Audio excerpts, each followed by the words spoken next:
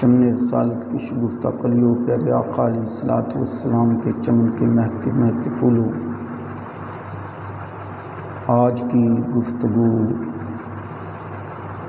نفس مطمئنہ کے بارے میں ہے۔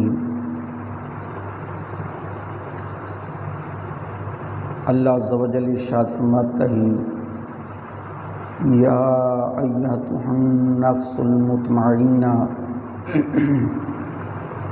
اے نفس مطمئنہ، ارجعی الی ربک راضیۃ مرضیہ، تو اپنے رب کی طرف اس حال میں لوٹ آ کہ تو اس سے راضی اور وہ تجھ سے راضی۔ فادخلی فی عبادی، پھر تو میرے نیک بندوں میں داخل ہو جا۔ وادخلی جنتی، اور میری جنت میں داخل ہو جا۔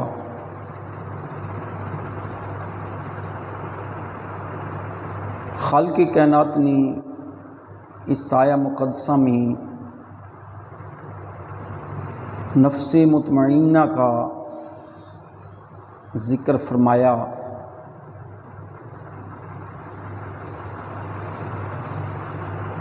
نفس مطمئنہ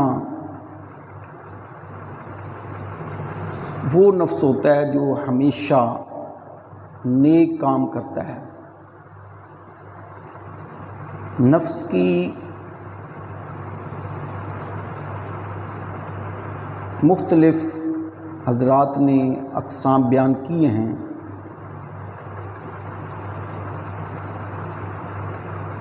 بعض نے اس کی 3 قسمیں ذکر کیں کہ ایک نفس امارہ ہوتا ہے، اور ایک لوامہ، اور ایک مطمئنہ، جن کو قرآن نے بھی ذکر کیا۔ نفس امارہ کیا ہے؟ جو انسان کو ہمیشہ برے اور شر کام کا حکم دے، وہ نفس امارہ ہے۔ وہ فساق اور فجار کا نفس ہے۔ اور دوسری قسم وہ ہے لوامہ۔ یہ وہ قسم ہے، یہ وہ نفس ہے جو برے کام کرنے پر ملامت کرے۔ یعنی انسان ہے، کوئی کام کر لیا برائی والا، اور پھر نفس جو ہے وہ اس کو ملامت کر رہا ہے کہ تم نے کیا کر دیا ہے، تم کیا کر بیٹھے ہو، یہ تو گناہ ہے، یہ تو برائی ہے، اب تیری چھوٹ ہونے والی نہیں ہے۔ شرمندہ کرے، ملامت کرے۔ تو یہ نفس جو ہے یہ عام مومن کا ہے، یہ ایمان والوں کا ہے۔ اور اس کے اندر نیک کام کر کے جو نخار پیدا ہوتا ہے، جس آدمی میں نخار پیدا ہو جائے، وہ اس کا دل جو ہے وہ مطمئنہ ہے۔ یعنی جو ہمیشہ نیک کام کرنے کا حکم دے اور وہ کرے۔ وہ نفس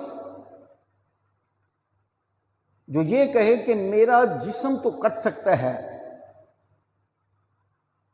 میری گردن تو کٹ سکتی ہے،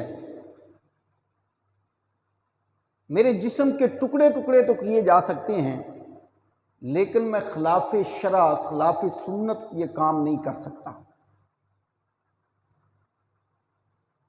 اور اللہ تعالیٰ اس کو جس حال میں رکھے وہ اس پر راضی ہو۔ یہ نفس جو ہے یہ مطمئنہ ہے، یہ انبیاء اکرام اولیاء اکرام کا دل ہے، یہ ان کا نفس ہے جو برائی کی طرف نہیں بلکہ ہمیشہ نیک کاموں کی طرف جو ہے وہ اس کو ترغیب دلاتا ہے۔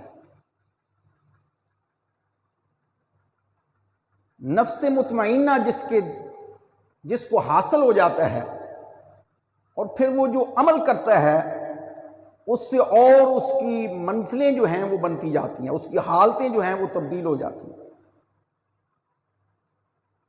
اس کے اندر جتنا نخار آتا چلا جائے گا اس کی حالت جو ہے وہ اوپر والی حالت میں تبدیل ہو جائے گی۔ نفس مطمئنہ قلب پہلے مطمئن ہوگا اور پھر روح نے جب غلبہ پا لیا قلب پر تو قلب کا اطمینان نفس کے اطمینان میں بدل جائے گا۔ قلب کا جب اطمینان جو ہے وہ نفس کے اطمینان میں بدل گیا تو پھر روح جو ہے وہ غالب آئی، تو یہ نفس مطمئنہ کی بات ہے۔ اور اس کے خواص میں یہ ہے کہ جس کو یہ نفس مطمئنہ مل جاتا ہے، جس کا نفس جو ہے وہ مطمئنہ بن جائے، اس کے اندر درگزر آ جاتی ہے، وہ دشمن کو معاف کر دیتا ہے۔ جو اگر چھوٹی بڑی غلطی کو دشمن کر لیتا ہے تو اس کو وہ معاف کر دیتا ہے، درگزر پیدا ہو جاتی ہے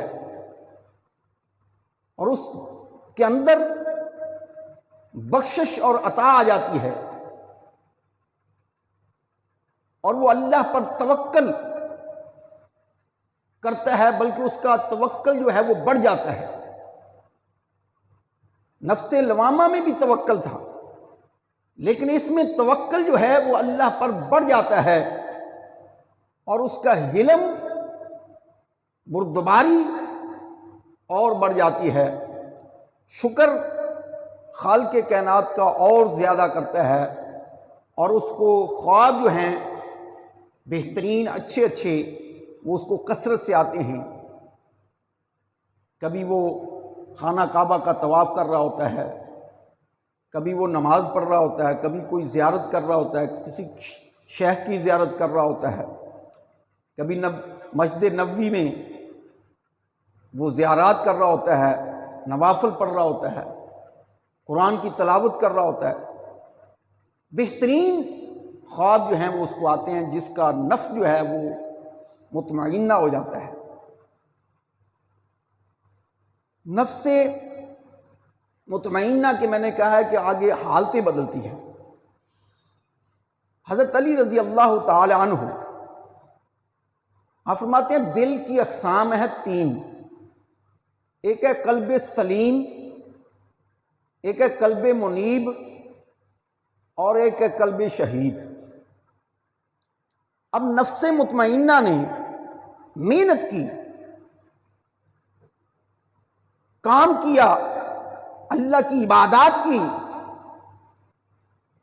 لوگوں کے ساتھ محبت کی، درگزر کیا دشمنوں سے، حلم اور بردباری اس کے اندر آئی، تو پھر وہ اس مقام پر پہنچا کہ قلب سلیم اس کو مل گیا، رب کی معرفت مل گئی۔ قلب سلیم ہے معرفت الہی کے سوا کچھ نہ ہو، اس کے اندر معرفت الہی آ گئی، اور پھر اس نے مزید اس کے اوپر کام کیا، اور پھر اس کو قلب منیب مل گیا، یعنی جو ہر شے سے منہ موڑ کر اللہ کی طرف یکسو ہو جائے اس کو قلب منیب کہتے ہیں، کہ اس نے اپنے ہر طرف سے رابطہ توڑ دیا، ہر طرف سے اپنا منہ موڑ لیا اور رب کی طرف کر لیا، رب کی طرف منہ کر کے اللہ کا ہو کر بیٹھ گیا، تنہائی میں بیٹھ گیا، تو وہ قلب منیب لے گیا۔ اس کو قلب منیب کہتے ہیں. اس کا دل قلب منیب ہے کہ اس نے اپنی ہر چیز کو ایک طرف رکھ کر رب کے حضور جھکا ہوا ہے. اور تیسری قسم جب اس سے بھی آگے اس نے محنت کی تو اس کو قلب شہید مل گیا کہ ہر شے میں مشاہدہ حق کرتا ہے. جس کو دیکھتا ہے اس میں اس کو خدا نظر آتا ہے. جس چیز کے اوپر غور کرتا ہے اس کو معرفت الہی مل جاتی ہے. امام شافعی علیہ الرحمہ سے کسی نے سوال کیا کہ آپ کو اللہ کی معرفت کیسے ملی؟ تو امام شافعی علیہ الرحمہ آپ جواب دیتے ہیں کہ مجھے معرفت الہی جو ہے وہ اس شتوت کے پتوں سے ملی. شتوت کے پتوں سے مجھے معرفت الہی جو ہے وہ ملی ہے. تو سوال کرنے والے نے سوال کیا کہ وہ کیسے؟ آپ فرماتے ہیں کہ وہی پتے بکری کھاتی ہے تو وہ مینگنیاں بنتی ہیں، اور وہی پتے ہرن کھاتا ہے تو وہ کستوری بن جاتی ہے، مشک بنتی ہے، اور وہی پتے ریشم کا کیڑا کھاتا ہے تو وہ ریشم بن جاتی ہے. کہا خوراک ایک چیز سے ہے، کھا وہ پتے رہے ہیں لیکن یہ مختلف تین چیزیں پیدا ہو گئی ہیں. تو جب تین چیزیں مختلف پیدا ہوئیں تو کہا کہ جب تین چیزیں جو پیدا کرنے والی ذات ہے وہ رب کی ذات ہے. اس کو رب نے پیدا کیا ہے، وہ رب کی ذات ہے جس نے ایک ہی چیز سے تین چیزوں کو بنا دیا. آپ فرماتے ہیں کہ مجھے معرفت الہی یہاں سے ملی کہ ایک چیز سے جو تین چیزیں بنا سکتا ہے تو وہی خدا ہے. تو امام شافعی علیہ الرحمہ فرماتے ہیں، آپ کا فرمان ہے کہ اگر اپنے نفس کو تم خیر میں مصروف نہیں کرو گے، اگر اپنے نفس کو خیر کے اندر نیک کاموں میں بھلائیوں میں مصروف نہیں کرو گے تو پھر تمہیں وہ نفس جو ہے وہ شر میں مصروف کر دے گا. اگر تم نے اپنے آپ کو نیکی کی طرف نہ ڈالا،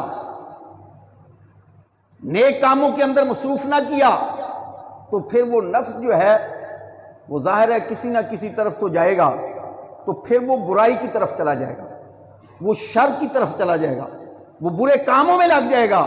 تو اس لیے نفس کو ہم نے تبدیل کرنا ہے، ہم نے اس کو نیک کاموں میں مصروف کرنا ہے. تو نفس کو کمزور کرنے والی چیزوں کو ہم نے اپنانا ہے کہ جو نفس کو کمزور کر دیں، نیکی کی طرف لائیں، قلب سلیم بنائیں اور قلب منیب کی طرف لائیں اور قلب شہید کی طرف لائیں. ہم نے ان چیزوں کو اختیار کرنا ہے. اور دوسرے نفس جو نفس امارہ ہے اس کو ہم نے شکست دینی ہے، کمزور کرنا ہے. تو ہم اس کو کیسے کمزور کر سکتے ہیں؟ قرآن سے. قرآن کی ہم جب تلاوت زیادہ کریں گے تو یہ نفس امارہ کمزور ہوگا، نفس مطمئنہ ملے گا. جب ہم تنہائی اختیار کریں گے، اللہ کی عبادت تنہائیوں میں کریں گے، تو پھر ہمیں قلب سلیم ملے گا، قلب منیب ملے گا، قلب شہید ملے گا. اگر ہم اپنی زبان پر قابو پا لیں گے تو یقیناً ہمیں قلب مطمئنہ ملے گا. ہم ہر چیز کا علاج پوچھتے ہیں. اگر کوئی بیمار ہوتا ہے تو وہ کسی نہ کسی حکیم سے یا ڈاکٹر سے جو اس کی نظر میں بہترین ہوتا ہے اس سے پوچھتا ہے، عام سے نہیں پوچھتا. جو اس کی نظر میں اچھا ڈاکٹر ہوتا ہے، MBBS، اس سے وہ اپنی بیماری کا علاج پوچھتا ہے، اس کے پاس جاتا ہے اور اس کو کہتا ہے کہ مجھے فلاں فلاں مرض ہے یا میرا جسم اس طرح کا ہو چکا ہے، تو آپ مجھے مشورہ دے دیں، بتا دیں کہ مجھے کیا ہے، وہ آگے سے اس کو بتاتا ہے۔ لیکن ہم نے کبھی دل کی بیماریوں کے بارے میں نہیں پوچھا، جو دل کی ظاہری بیماریاں ہیں جن سے ہم مر سکتے ہیں، اس کے بارے میں تو ہم مشورہ کرتے ہیں کہ ہمارے وال بند ہو گئے ہیں، ایک بند ہو گیا ہے، اس کا کیسے علاج ہو سکتا ہے، دو ہو گئے ہیں، اس کا کیسے علاج ہو سکتا ہے، بائی پاس ہوگا یا سٹنٹ پڑیں گے یا جو بھی ہے، اس کے بارے میں تو ہم بہترین ڈاکٹر کا انتخاب کرتے ہیں، پوچھتے ہیں۔ جو روح کی بیماریاں ہیں جس سے آخرت ہماری بہتر ہوتی ہے، جس سے ہمارا نفس جو ہے وہ نفس سلیم بنتا ہے، جس سے ہمارا نفس، ہمارا قلب منیب بنتا ہے، جس سے ہمارا قلب شہید بنتا ہے، ان بیماریوں کا ہم علاج نہیں پوچھتے۔ علامہ اقبال علیہ رحمہ، آپ نے اپنے استاد کی بات کی، علامہ جلال الدین رومی کی، کہ ان سے اس کا علاج پوچھیں، اور انہوں نے اپنے استاد فرید الدین عطار کی بات کی۔ فرماتے ہیں کہ جو عشق کے ساتوں شہر گھوم چکا ہے، یعنی جلال الدین رومی علیہ رحمہ فرماتے ہیں اپنے استاد کے بارے میں، فرید الدین عطار علیہ رحمہ کے بارے میں، فرماتے ہیں جو عشق کے ساتوں شہروں کو گھوم چکا ہے، ساتوں شہروں کی سیر کر چکا ہے، تو آپ فرماتے ہیں کہ میں پہلے شہر کی پہلی گلی کے پہلے کنارے پر ہوں۔ آج مجھ سے جو پوچھتے ہو، میں تو اس شہر کے پہلی گلی اور پہلی گلی کے پہلے کنارے پر ہوں، تو آپ مجھ سے پوچھ رہے ہو تو میں بتاتا ہوں کہ نفس کے اوپر کیسے کنٹرول کیا جاتا ہے۔ یہ جلال الدین رومی علیہ رحمہ فرماتے ہیں کہ نفس سے اوپر جو ہے وہ کنٹرول کیسے کیا جا سکتا ہے۔ فرماتے ہیں کہ نفس جو ہے اس کو روکنا مشکل ہے، اس پر قابو پانا، نفس جو ہے وہ مرتا نہیں ہے، مگر اس کے اوپر قابو تین چیزوں سے پایا جا سکتا ہے، روکا جا سکتا ہے۔ اگر وہ تین چیزوں پر عمل نہ کیا جائے تو پھر روکنا مشکل ہے۔ آپ فرماتے ہیں ایک تو خاموشی کا خنجر، ایک جو ہے وہ خاموشی کا خنجر ہے، اور دوسرا بھوک کی تلوار ہے، اور تیسرا تنہائی کا نیزہ۔ کہا کہ جب یہ تین چیزیں بندہ پکڑ لے تو پھر وہ مار نہیں کھاتا، دوسرے کو زیر کر لیتا ہے۔ کہا کہ جب یہ تین چیزیں آپ پکڑ لیں گے تو پھر نفس امارہ جو ہے اس کے اوپر آپ کا قابو ہو جائے گا، آپ قابو پا لیں گے، اور پھر آپ کا دل جو ہے وہ نفس سلیم بن جائے گا، قلب شہید بن جائے گا، اور قلب منیب بن جائے گا۔ اگر تم نے ان تین چیزوں کو چھوڑ دیا تو پھر آپ نفس امارہ پر قابو نہیں پا سکتے۔ ایک تو تنہائی ہے، تنہائی میں رب کو یاد کرنا، مراقبہ کرنا، راتوں کو اٹھ کر اللہ کا ذکر کرنا، راتوں کو اٹھ کر اللہ کو یاد کرنا، یہ تنہائی ہے۔ اور دوسرا بھوک کی تلوار ہے، فقر۔ اگر رب کسی موقع پر فقر دے دے تو اس پر راضی رہنا، بھوکا رہ کر اللہ کو یاد کرنا، اللہ کی عبادت میں مگر رہنا۔ اور تیسرا فرمایا کہ خاموشی کا خنجر، خاموش رہنا، اپنی زبان پر کنٹرول رکھنا۔